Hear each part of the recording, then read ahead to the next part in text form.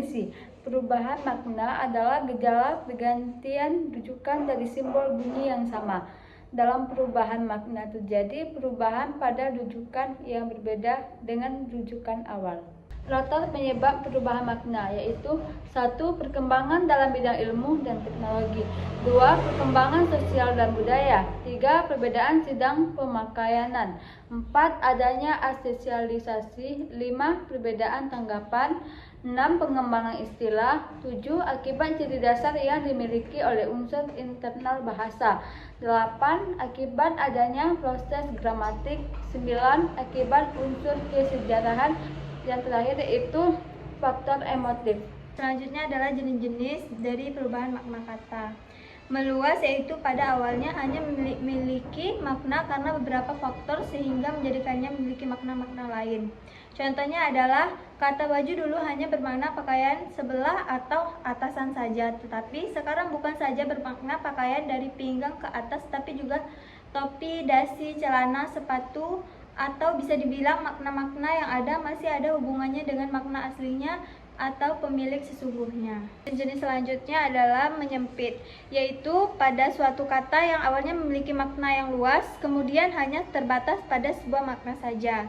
Contohnya adalah kata sarjana dulu digunakan untuk menyebut orang yang cerdik, pandai, tetapi sekarang hanya digunakan untuk menyebut orang yang sudah lulus dari perguruan tinggi.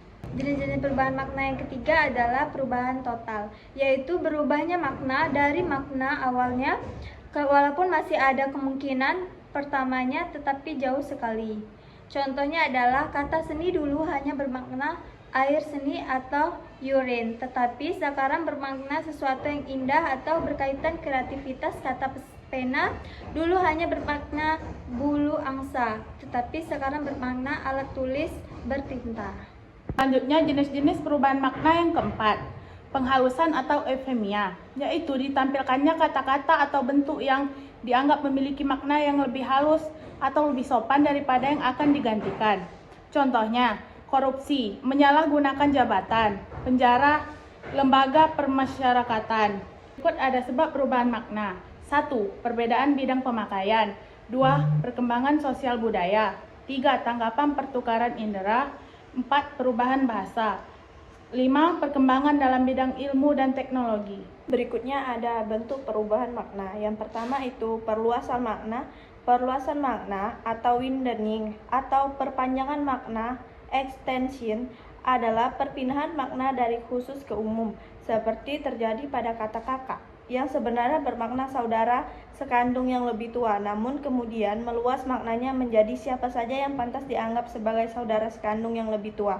Yang kedua, penyempitan makna. Menurut Ibrahim Anis, penyempitan makna adalah perubahan makna dari umum menjadi khusus atau penyempitan lapangannya. Misalnya, kata sarjana yang pada mulanya berarti orang yang pandai atau cendekiawan, kini menyempit hanya berlaku lulusan perguruan tinggi, seperti tampak pada frase sarjana sastra, sarjana ekonomi, dan sarjana hukum. Selanjutnya, yang ketiga, perubahan total. Yang dimaksud dengan perubahan total ialah berubahnya sama sekali makna sebuah kata dari makna asalnya. Misalnya itu kata ceramah, pada mulanya berarti cerewet atau banyak cakap, kini berubah sama sekali menjadi pidato atau uraian. Keempat, penghalusan eufemia. Perubahan makna dengan menampilkan gejala kata-kata atau bentuk yang dianggap memiliki makna lebih halus atau lebih sopan dari kata yang digantikan, seperti kata penjara atau bui diganti menjadi kata yang lebih halus, yaitu lembaga permasyarakatan, atau kata buta dihaluskan menjadi tunanetra, tuli diganti menjadi tunarungu. Baik, selanjutnya adalah contoh dari perubahan makna kata yang dimana bahasa Indonesia melihat adalah melihat ketika diubah menjadi bahasa daerah Kerinci, tepatnya di Kota Baru, adalah nyimak. Perubahan makna kata melihat dari daerah Palembang menjadi jingok. Yang adalah perubahan makna kata melihat di daerah Sarolangun, tepatnya di Sungai Baung, berubah menjadi nyingok. Selanjutnya adalah perubahan makna kata melihat ke daerah Minangkabau, yaitu mencali. Selanjutnya adalah perubahan makna kata yang dimana bahasa Indonesianya mau pergi kemana berubah menjadi ke daerah Minangkabau, Niokama. Perubahan makna kata mau kemana di daerah Palembang menjadi nak kemano. Selanjutnya, perubahan makna dari mau pergi kemana dirubah menjadi ke bahasa daerah Kerinci, yaitu tepatnya di Rawang, menjadi ndek lala kemane. Selanjutnya adalah perubahan makna kata mau pergi kemana ke daerah Sololangun, tepatnya di Sungai Baung, menjadi nak pergi kemana.